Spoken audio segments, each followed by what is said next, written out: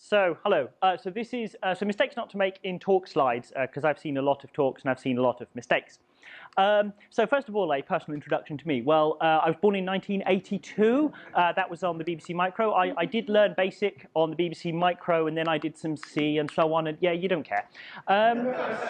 Especially with a lightning talk, CPAN name, email, maybe Twitter, maybe website if anyone uses those. Don't go overboard on a personal introduction. You don't have time. Yay! Let's have some colors. We like colors, don't we? Highlights are great because they really screw with the projectors. And Google Drive actually has more fonts than I realized. That's great. Yeah, don't do that either. Try and just stick to one or two styles. Put them in. Just be rare. Beware of color blindness as well. Red, green, especially. Yeah, people putting their hands up. Yeah, just don't overuse the color. Blue, green also. Yeah, there's a lot of them. You can talk for hours on the subject, yes, but I won't. Now, backgrounds. Everyone loves a nice, pretty background, don't they? I wasn't intending to put that highlight behind that text, but I actually couldn't read it because yeah, you can't read that. Yeah, don't do that, people. Avoid distracting backgrounds because people will just stare at the pretty colors and the autumn leaves. It's very pretty, but keep the background subtle. If you want, you can put a company logo in. Look, that's nice and subtle. It's not distracting. It's fine. Fancy slide transitions. Yeah, we love these, don't we?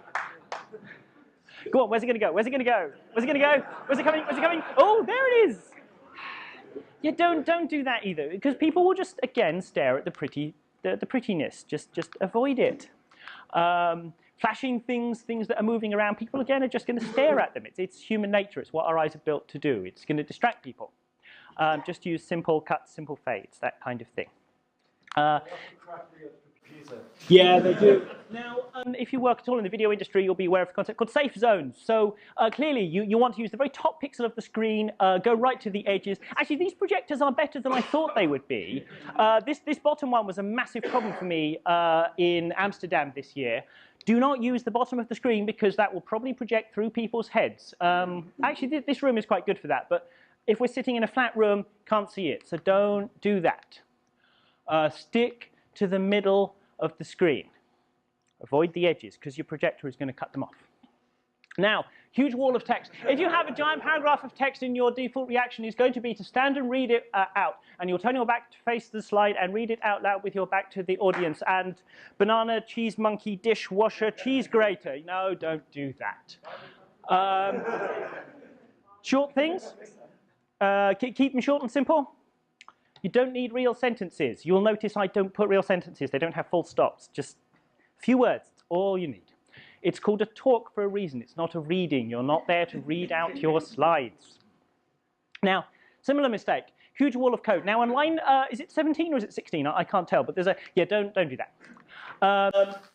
People are not a Perl compiler. They don't need to see everything, right? Elide most of it. Get rid of it. Just some ... People can infer. We're going to shift $self off here. People can kind of guess what's going on maybe if they know the context, right? Just pull out the important detail. Putting up code in other languages. I mean, a simple example of that is, for example, this. Sorry, I'm missing the comments in there, actually. The comments make a lot. Yeah. Again, don't do that, right? This is a Perl conference in English, so don't presume that people know other languages. That applies to programming languages. It applies to natural languages as well. If you're going to put up foreign code, foreign languages, spend extra time to explain it. Incidentally, that was the round setup for an MD5 digest calculation in APL, commented in Esperanto.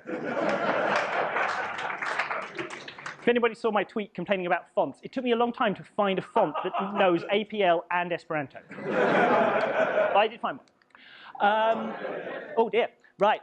So very important things. Don't just prohibit things. That's bad. You'll see what I'm doing. Don't just prohibit things. Also suggest alternatives, because people don't just want to be told don't do that, because then they're kind of in a panic. They're on the defensive. Tell them what else to do in your slides. And finally, the most important point. Oh.